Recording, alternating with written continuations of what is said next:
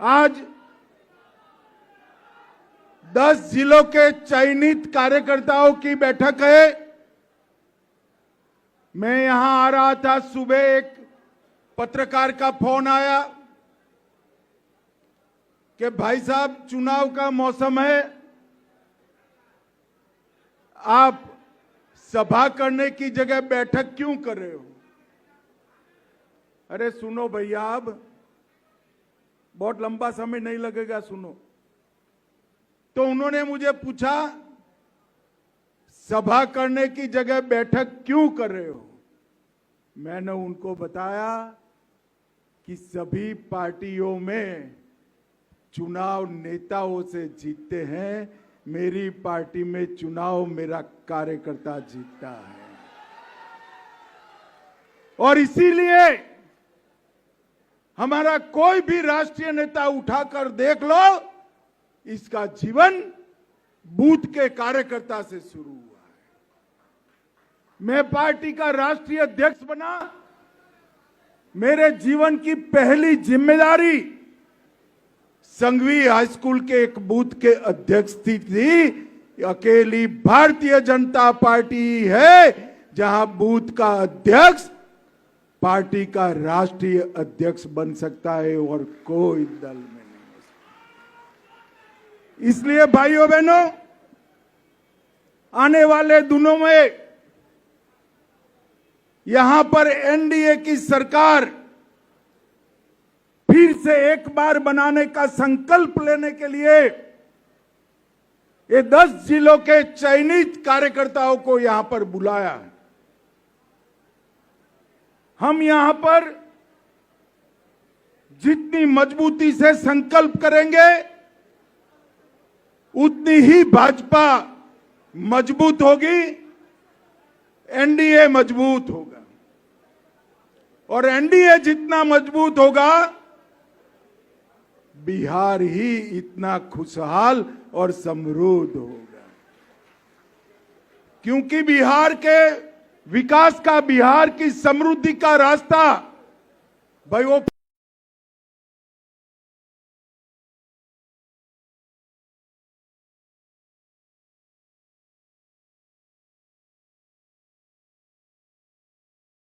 के समृद्धि और विकास का रास्ता केवल और केवल नरेंद्र मोदी जी के नेतृत्व में एनडीए सरकार ही कर सकती है और कोई प्रशस्त नहीं कर सकता।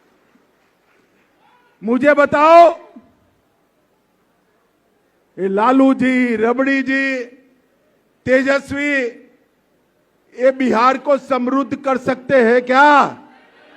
अरे भले आदमी जोर से बोलो, कर सकते हैं क्या? बिहार में विकास कर सकते हैं क्या? बिहार वालों ने 20 साल मौका दिया या नहीं दिया? विकास किया? कभी फिरौती का राज चलने से समृद्धि आता है क्या? कभी हत्याओं के राज चलने से समृद्धि आता है क्या?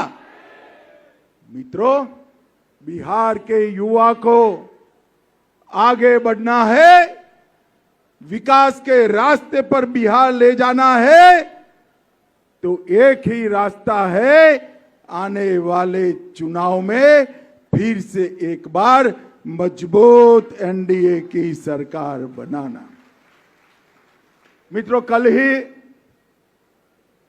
मोदी जी का जन्मदिन गया। मोदी जी एकमात्र ऐसे नेता है विश्व में जिन्होंने लगातार 24 साल तक राज्य और देश के मुखिया के रूप में काम किया है, 24 साल तक। और मैं गवाह हूं इस बात का, इस 24 साल में एक भी छुट्टी नहीं, एक भी वैकेशन नहीं, लगातार दिन रात 24 साल तक एक काम करते रहना, ये बहुत बड़ी बात है। कुछ नेता है जो 6 माह के अंदर ही विदेश न जाए तो उनको रात में नींद नहीं आती है। आप समझ गए ना मैं किसकी बात करता हूं? जरा समझ गए ना? मोदी जी एक ऐसा नेता है जिन्होंने सबसे पहले देश को रखा, देश के बाद पार्टी को रखा, पार्टी के बाद कार्यकर्ता को रखा और अपने परिवार के लिए कुछ नहीं सोचा। ऐसे नेता नरेंद्र मोदी। पूरे देश में 60 साल में पहली बार कोई व्यक्ति लगातार तीसरी बार लगातार प्रधानमंत्री बन रहा है 30 साल के बाद। मगर आज हम सब ने एक बात तय करनी पड़ेगी कि मगध साहबाद के क्षेत्र में गत चुनाव में हमें कुछ कम सफलता मिली है।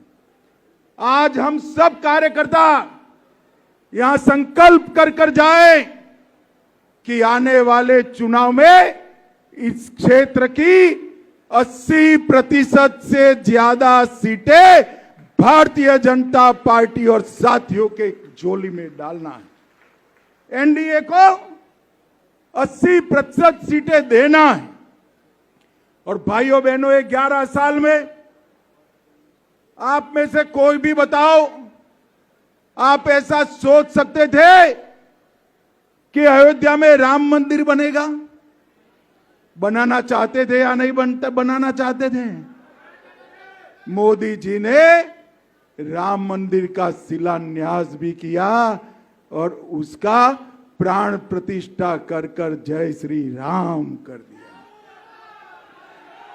धारा 370 को हटाया, ट्रिपल तलाक को हटाया, सीएए कानून लाए, चांद के दक्षिण ध्रुव पर यान भेजकर उसका नाम शिव शक्ति पॉइंट रखा। और मित्रों, सर्जिकल स्ट्राइक, एयर स्ट्राइक और ऑपरेशन सिंदूर कर पाकिस्तान के घर में घुसकर आतंकवादियों की धज्जियां उड़ाने का काम नरेंद्र मोदी जी ने। भारत की अर्थव्यवस्था 11वें नंबर से 4थे नंबर पर पहुंची और यहां पर सीता माता का मंदिर भी सीतामढ़ी में 800 करोड़ के खर्चे से बनने जा रहा है। 800 करोड़ के। और यहां ढेर सारी माताएं बहनें बनी है, बैठी है। सभी के लिए जीएसटी के दाम कम कर माता बहनों की रसोई पर 20% बोझ कम करने का काम हमारे नेता नरेंद्र मोदी जी ने किया। और भाइयों बहनों, गरीबों के लिए सबसे ज्यादा अगर किसी को फायदा हुआ है तो हमारे बिहार को हुआ। देश भर में 81 करोड़ गरीबों को मुफ्त राशन मिल रहा है। 56 करोड़ गरीबों के बैंक अकाउंट खुले। 42 करोड़ गरीबों को आयुष्मान भारत योजना का फायदा मिल रहा है। 15 करोड़ लोगों को घर में नल से जल पहुंचाया। 12 करोड़ घरों में शौचालय पहुंचाया। 10 करोड़ घरों में गैस पहुंचाया।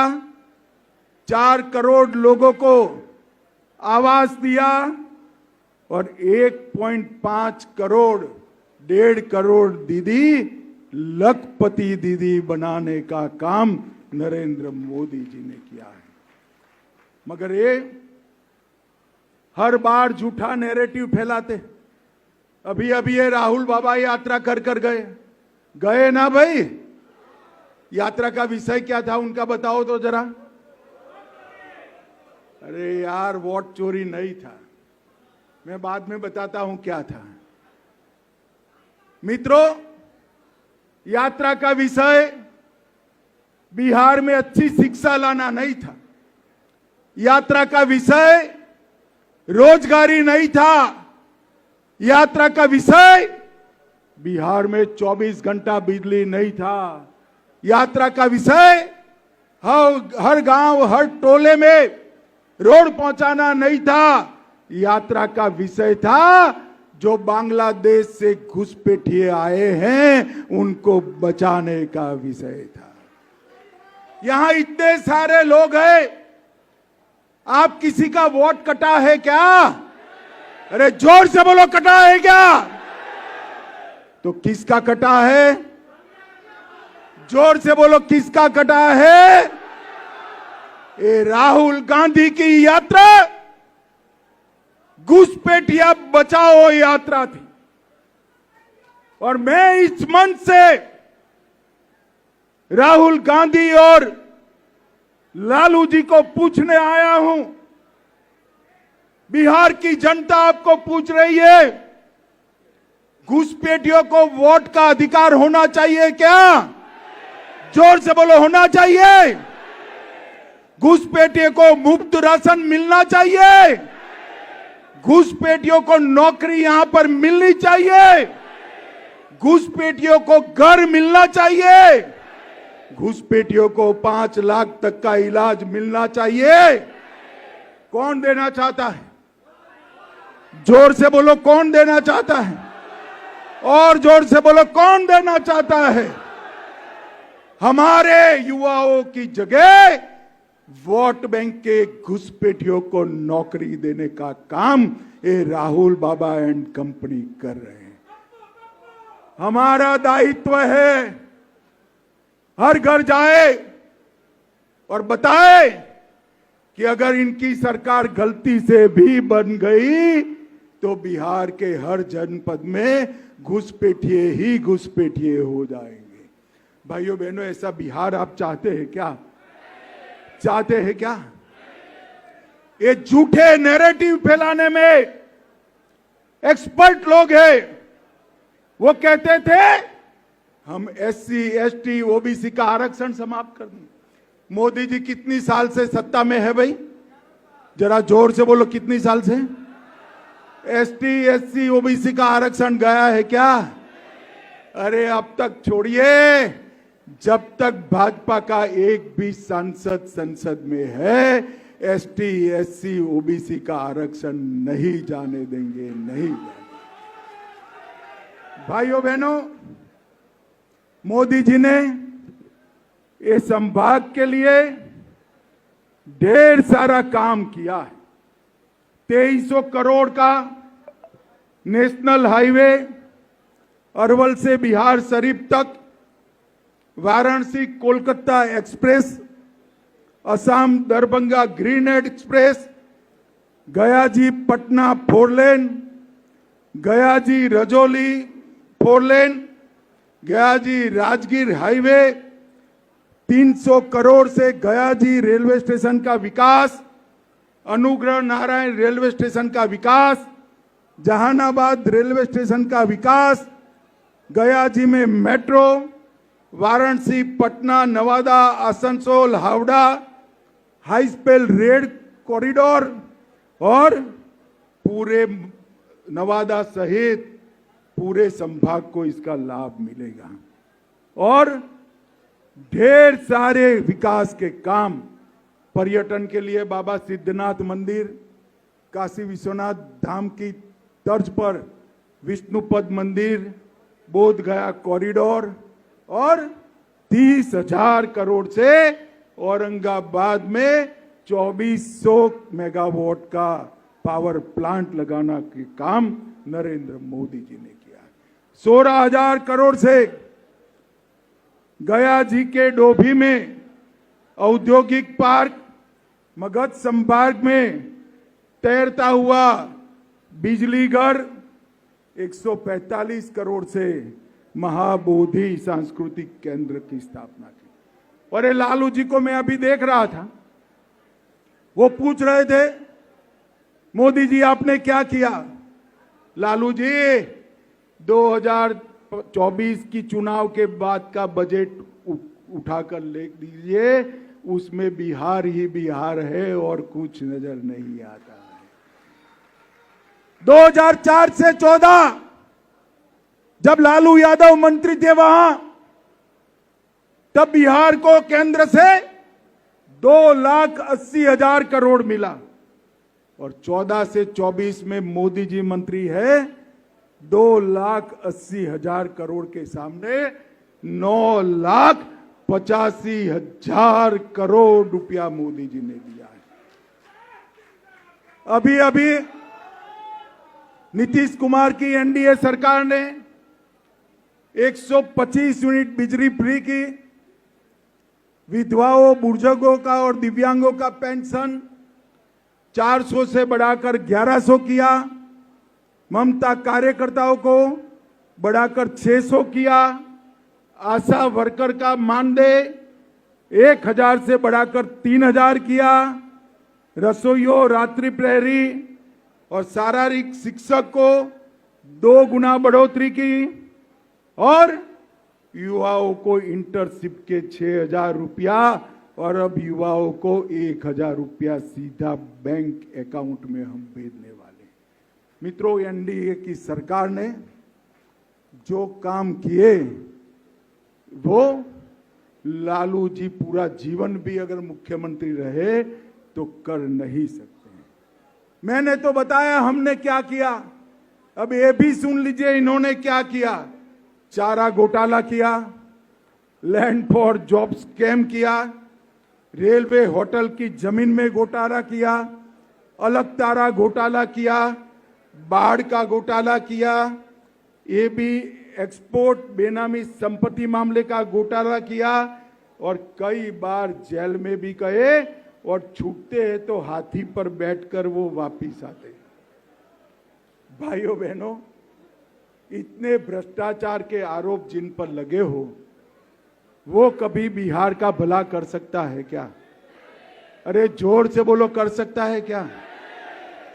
अध्यक्ष जी, इन लोगों के लिए भोजन करवाया है नहीं करवाया? तो मिलने वाला है भाई, आवाज को क्या हुआ है?